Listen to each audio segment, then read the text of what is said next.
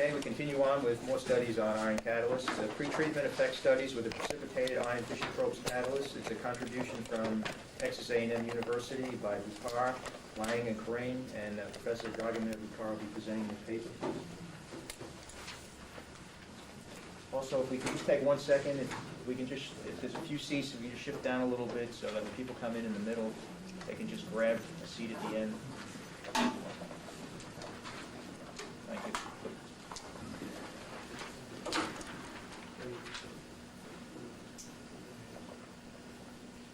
Okay, generally, this summarizes some of work on iron catalyst before and on the use of different pretreatments.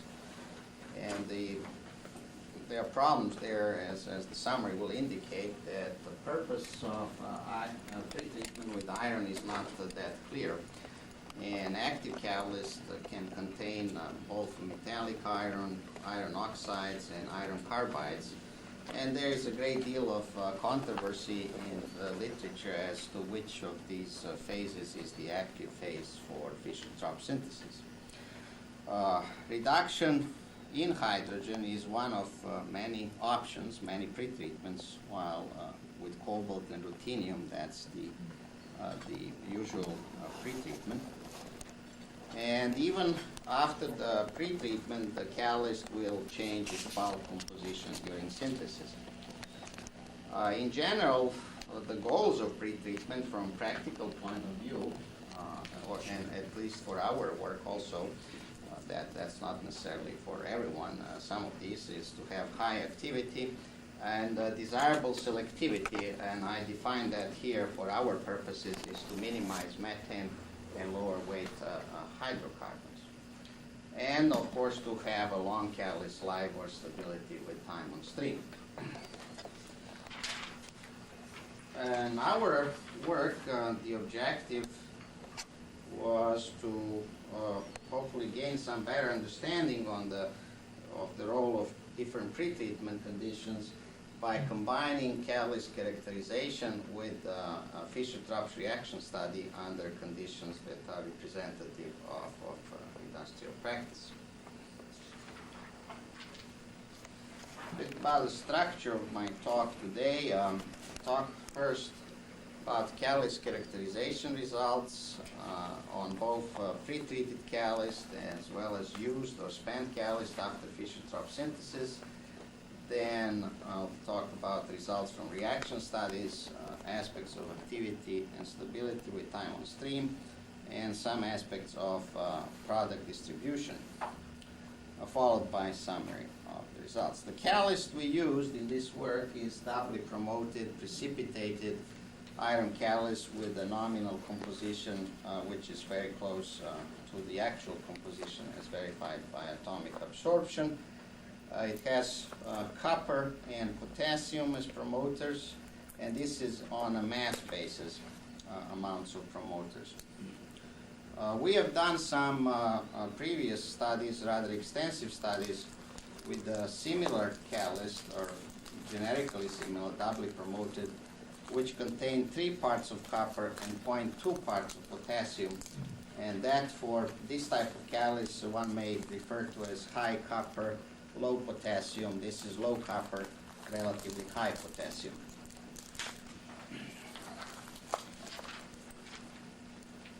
The pre-treatment parameters we looked at were gas type, what's used as a reductant, the temperature of pre-treatment, duration, and flow rate. There were some of the parameters that were varied. The conditions employed are here. I won't go through all details. A lot of these conditions are repeated on the view graph. So, but there were 2 hydrogen pretreatments. That differences were in the temperature, duration, as well as the flow rate. So there were many variables in one. It's not isolating one effect. Then we used the syngas with the hydrogen to CO ratio, molar ratio of 0.7. As well as hydrogen to CO ratio 2, but at different temperature, duration somewhat, flow rates, as well as pure CO at 280. Some conditions are the same, so they illustrate the effect of reductant hydrogen, syngas, and CO. All other conditions are the same, basically, so that illustrates the effect of gas type.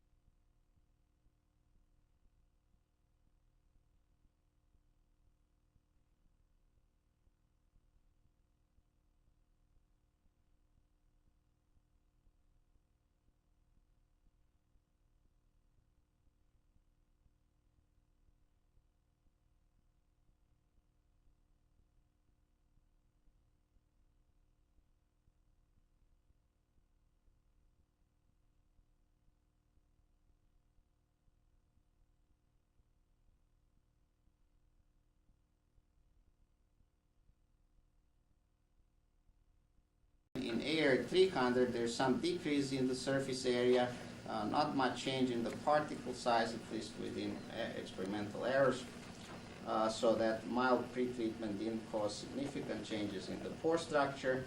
Then after reduction with hydrogen, we have a large decrease in surface area to 21 and decrease in the pore volume, accompanied by the increase in the particle size, which also increases with temperature, as one might expect due to thermal sintering effect.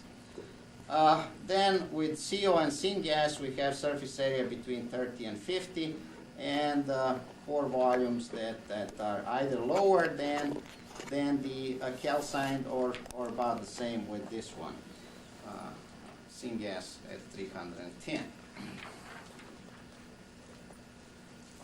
Now, we've done some isothermal reduction study where we kept the temperature constant and monitored the effluent composition by mass spectroscopy. The upper one shows the result from CO pretreatment with CO at 280, and we monitor both CO2 and CO here, and also here we could use a GC to do that, but these are results from mass spectrometer. It appears that the reduction procedure occurs in two steps. The first one is rather rapid, occurs fast, and that corresponds to reduction of Fe2O3 to magnetite, and then followed by conversion of magnetite to iron and iron carbides. Similar two-step process may be seen when we use hydrogen as a reductant. There is a rapid reduction of iron oxide to magnetite, and then followed by a slow reduction to metallic iron with time.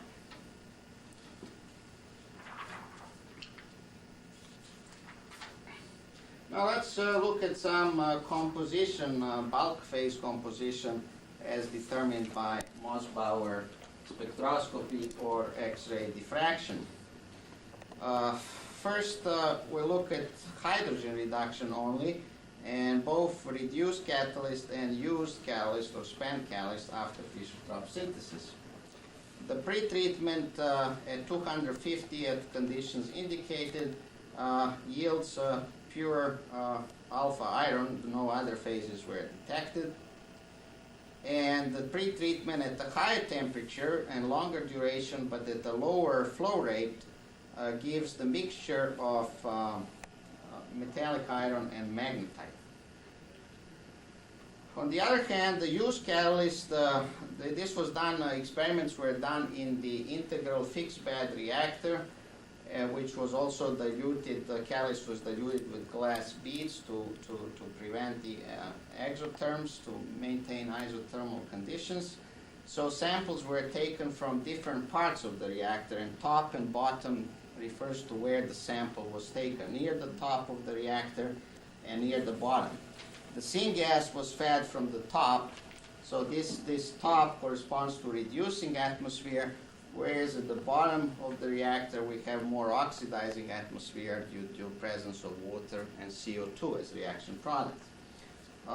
We can see that, for example, at the top where the atmosphere again is reducing, we still have some metallic iron in the used catalyst after maybe 140 hours of synthesis.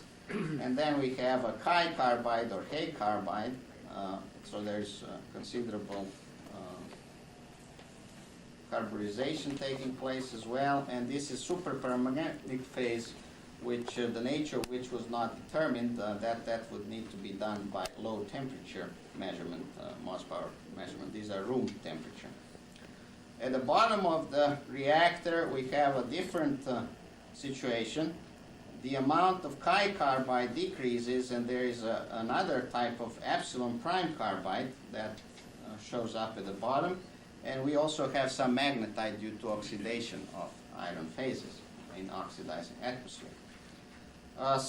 Qualitatively similar results are obtained with in the spent catalyst after hydrogen pretreatment, in the sense that at the top we have carbides, which are in the reducing atmosphere, and at the bottom again there's carbides here, but I would like to point out that there is a change of amount of Chi carbide between the top and bottom. The Chi carbide decreases and the amount of epsilon carbide increases, which also is shown here.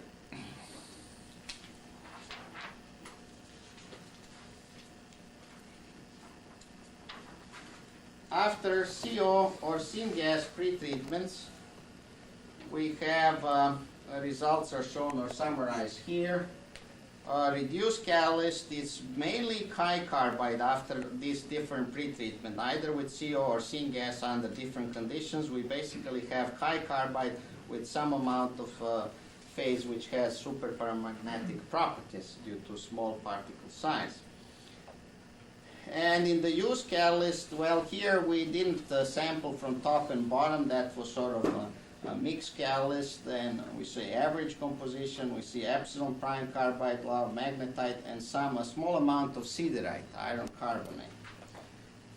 With syngas pretreated, we have a lot of Chi carbide on top, but at the bottom we have significant, actually there's no Chi carbide. It seems that converts to either epsilon prime carbide or magnetite. And the similar picture is, well, here we have some Chi carbide on top, but at the bottom, that's interesting, there's only pure siderite. And that's rather unusual if we try to look back in the literature, and you will see some work by Anderson. They mention siderite being as one of the phases, but really never as a pure phase. And just anyway, curiosity, whatever, this is indeed siderite as shown by Mossbauer, as well as XRD results show that this is the identification pattern of siderite in our peak, so it's indeed siderite there.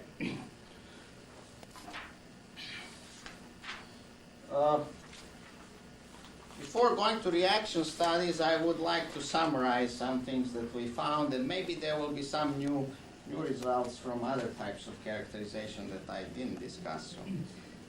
We found that after calcination, the Callus pore structure remains fairly stable, and after then pretreatment in either hydrogen or CO, there is a collapse of the pore structure, and the surface area is anywhere between 20 and 50 meters square per gram, depending on pretreatment. And there's, in general, decrease in pore volume, except with one pretreatment with syngas. Calcined callus is in the form of alpha ferric oxide, and it converts to metallic iron or a mixture of metallic iron and magnetite after hydrogen reductions, depending on the reduction conditions, whereas high carbide is the dominant phase after either CO or syngas pretreatments.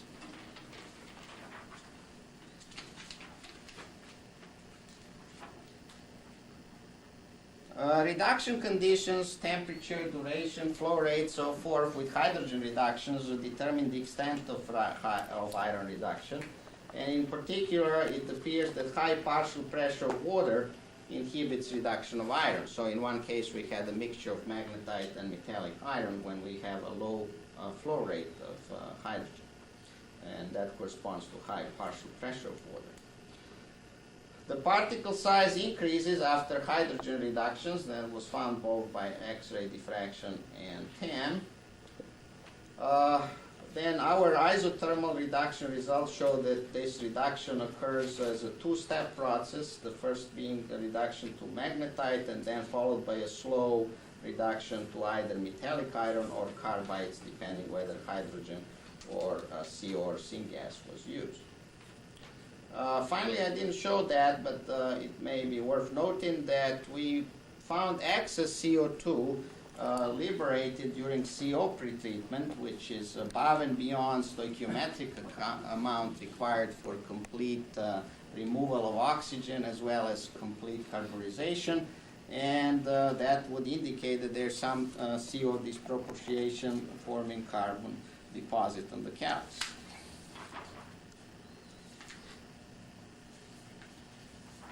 As far as used callus, we find that callus bulk composition after Fischer-Tropsch synthesis varies with position along the reactor. The top of the reactor is reducing atmosphere, bottom is oxidizing, and that has been also reported previously by people from Exxon at one symposium about 3-4 years ago. On Fischer-Tropsch, they showed some these redox gradients in their fixed bed experiments, so I'm just being able to see the similar type of behavior. Alpha iron is carburized to either high carbide or epsilon pi carbide or oxidized to Fe3O4 during Fischer-Tropsch synthesis. And the amount of high carbide is greater at the top, and while epsilon pi carbide is more abundant at the bottom of the reactor. For CO or syngas pretreatment, we form basically high carbide initially, but that gets converted to epsilon prime or gets oxidized to Fe3O4 or siderite during Fischer-Tropsch synthesis. Again, carbides are dominant in the top part where we have reducing atmosphere, and Fe2 plus phases are found at in the bottom part, magnetite and siderite. And perhaps the CO2, we are not sure what's the mechanism for siderite formation here, but perhaps CO2 formed by water gas shift reaction may play a role in this process. Now let's focus on results from reaction studies.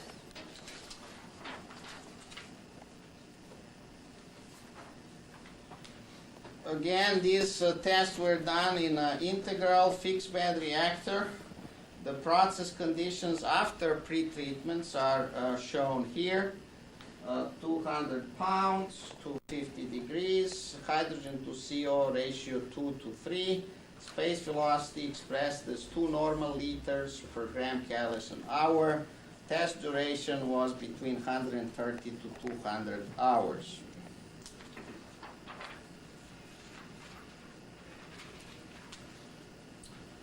First, I'll look at the effect of pretreatment conditions on the callus conversion, combined hydrogen plus CO conversion, which in this case is a measure of callus activity, and stability with time on stream.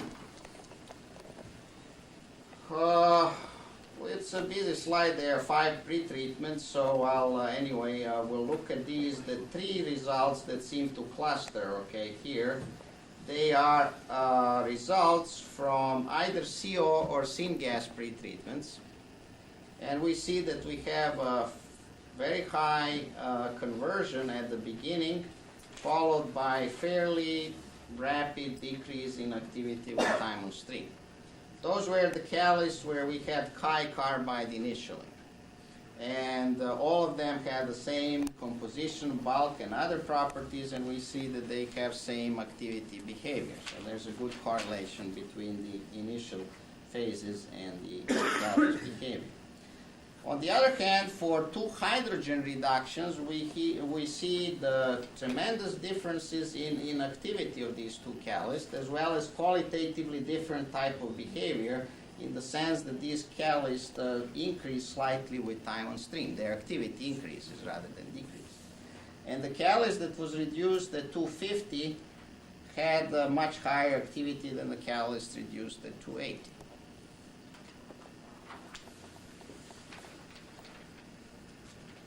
Now looking at the product distribution, hydrocarbon product distribution here, which is expressed as a weight percent of hydrocarbons. And methane is black, and this is C2C4 hydrocarbons. This is C5C11, which is sort of gasoline fraction, and these are C12 plus. Oh, well, several observations can be made. First, let's look at CO and syngas pretreatments. Hydrocarbon distribution is basically similar. Maybe this one makes less methane than the other two and a little bit less light gases, but in general they give similar hydrocarbon product distributions. On the other hand, hydrogen-reduced catalysts clearly give much more methane than the CO or syngas pretreated catalyst, and also light gases and so forth. So there are significant differences in the hydrocarbon product distribution depending whether hydrogen or syngas or CO is used as the reducing agent. Now let's look at some other aspects of hydrocarbon product distribution, and that's olefin selectivity, which is the expressed as weight percent of total olefins at the given carbon number. Okay. It follows the usual sort of bell shape that we have lower C2 selectivity followed from a maximum at the C3, C4, and then decrease with hydrocarbon number. Again, first of all, there's a high percentage of olefins, no question about it. It goes from 90 and drops to 70 or something, 75 at carbon number 15, so there are a lot of olefins here. The other thing is that hydrogen-reduced catalysts have higher hydrogenation activity and thus less olefins, all right? Total olefins than CO or syngas pretreated catalysts. Looking at the beta olefins or other types of olefins, then that gives us two olefin selectivity as a function of carbon number. First of all, the amount of two olefins is small. It increases with carbon number, but it is about 15% the highest amount. And CO or syngas, one of them have 8% only. So amount of internal olefins is very small in these catalysts. Hydrogen-reduced catalysts, again, have higher isomerization activity. So there are more two olefins in hydrogen-reduced catalysts.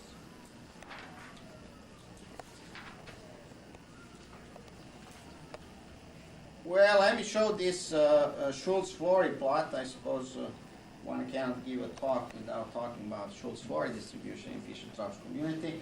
So this is hydrogen-reduced, this is CO-reduced.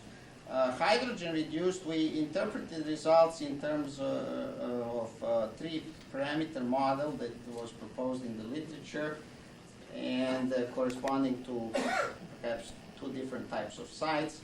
But this more or less on hydrogen, it could be or what's referred as a single alpha is fairly well represented because this beta parameter gives fraction of sites 1 is almost 1. So we have pretty much single growth distribution. While CO Callus, we have what's called this double alpha, right? Two type of slopes here clearly extending all the way to hydrocarbon 40 or whatnot. Okay, let me summarize then a bit what we found here in reaction studies. Obviously, activation parameters have significant effect on activity and catalyst performance in general. Hydrogen reductions result in stable or increasing activity with time on stream. CO and syngas activations give initially high conversion followed by deactivation with time on stream. Hydrogen-reduced catalyst produces more methane and gaseous hydrocarbons than CO or syngas. And hydrogenation and isomerization of olefins are more pronounced on hydrogen-reduced catalysts, although are fairly small in general anyway. There are a lot of olefins and there are a lot of alpha olefins.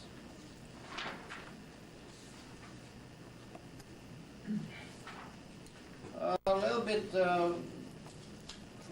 form of sort of discussion. The higher initial activity following CO or syngas pretreatment is consistent with the competition model proposed by Niemann van der Streit. I'm sorry if I don't pronounce that properly, probably I don't. Which mechanism there, for those who are not familiar with that, or those who've forgotten about it, like I have to refresh my memory once in a while what they really said. Competition model says that there is an intermediate carbon species which can either react with iron to form bulk carbides or reacts with surface carbon to form hydrocarbons, which is we want, and can also combine to form inactive species, carbon species. So if we start with pre-carbided catalyst after CO or syngas, we don't have a first step and we start immediately making Fischer-Tropsch products, so we expect higher Fischer-Tropsch synthesis. While we start with a reduced catalyst, then these two will compete and Fischer-Tropsch synthesis will be initially lower. Okay, that's what we mean by competition model. Catalyst deactivates with time on stream. Now, Professor Bartolomeo will ask me why, what's the cause, and the answer is there, but really there's no answer, right? It's either, we can say, carbides get converted to oxidic phases. If we believe carbides are more active, then that's what it is. And perhaps, of course, there's always deposition of carbons, and so that might be the reasons for rapid deactivation in case of CO or syngas pre-treated catalyst. Differences in activity after hydrogen reduction. We saw considerable differences after hydrogen reductions. They are obviously related to initial degree of iron to some extent, and completely reduced catalyst is more active.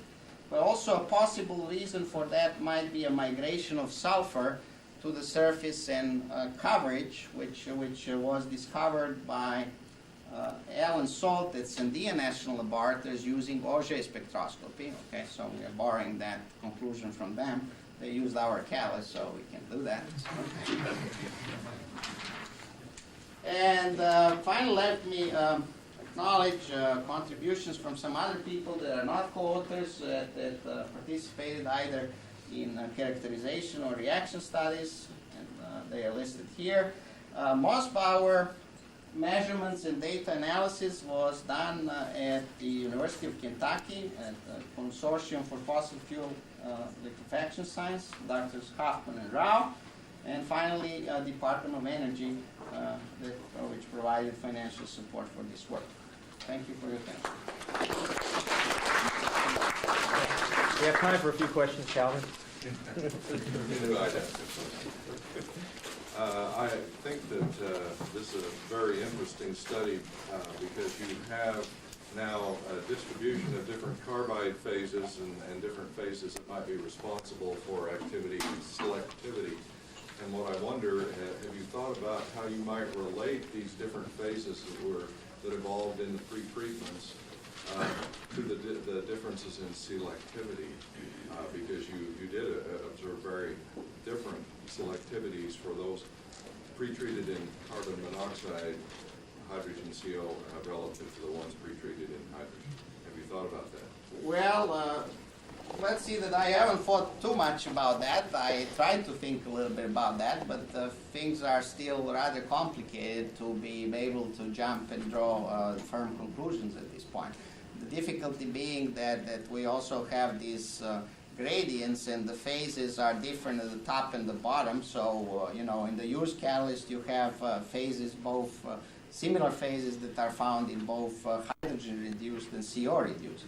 So trying to attribute one type selectivity, you know, to one phase might not be warranted. It's not easy to do. Well, let me just ask, could you even speculate which carbide phase might be more responsible for these heavy products in the ones treated in CO? I wouldn't want to do that. But it is an interesting question. It is, and I would like to do a little bit more work on that before I could say something or not. Yes. I have two questions basically of thermodynamic one of you. nature. The first question relates to the reduction of iron oxides. You sort of indicated that it could proceed in syngas directly from iron oxide to iron carbide, or is iron and intermediate mixed? Ooh, okay. That perhaps it shouldn't be construed as a proposed mechanism. Okay. Please don't look at that. I shouldn't probably let that on the slide because that's anyway. That's not that I proposed that that's how that occurs, and I have no idea how it occurs. Okay. The second one was concerned about the siderite. Mm-hmm. The possibility for having siderite must depend on the carbon dioxide particle pressure and the overall gas composition, and is, so to speak, determined strictly also from a thermodynamic point of view.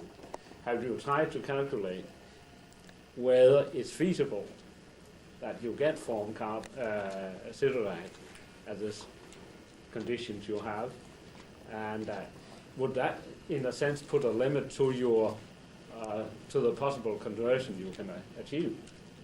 Because, as you rightly point out, the oxidation potential of the gas increases as long as we regard the Fischer-Tropsch synthesis as an irreversible process. So, at a certain stage, you should have a composition that should lead you into siderite, and that gives some sort of maximum conversion. Yes, well, that's certainly a good question. We haven't done any computations. I guess first, if you do computation, you have to have a model how that comes about. Second, practically speaking, in all cases, the partial pressure of CO2 seems roughly to be the same, and yet you have CO2 formed in some cases and not in the others.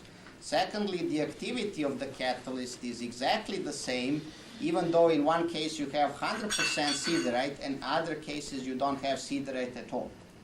So it's very difficult to do what you are trying to say or to attach too much significance to the presence of siderite. It's right now, as I say, we report we found.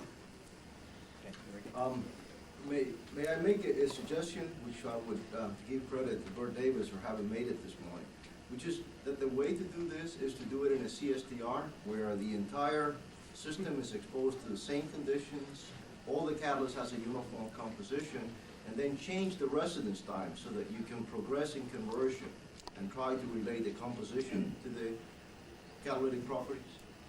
Yeah, we might look at that, given some time and other things. We would like to do that. Okay, last question. I would like to raise one point, the time dependence of these things, because our impression normally is that you come to something which is more or less the same, has same type of selectivity and catalyst composition, or so on after a week or what it may be, independently what your reactivation procedures are. I don't know what your experience is. That is not true in our experience. If we, I haven't done. I showed here CSTR results, but we have done experiments where those experiments lasted up to 30 days on stream, continuous testing, and yeah, you have different answers depending on the pretreatment conditions and so forth. So. your catalyst is stable for 3 weeks. All the catalysts are stable 3 weeks. Not necessarily. Some of them deactivate, some of them are more stable, some of them have step changes in activity, initially high, then drops, but then stays at a different level, all kind of exotic behavior. Well, let's thank the author for an interesting paper.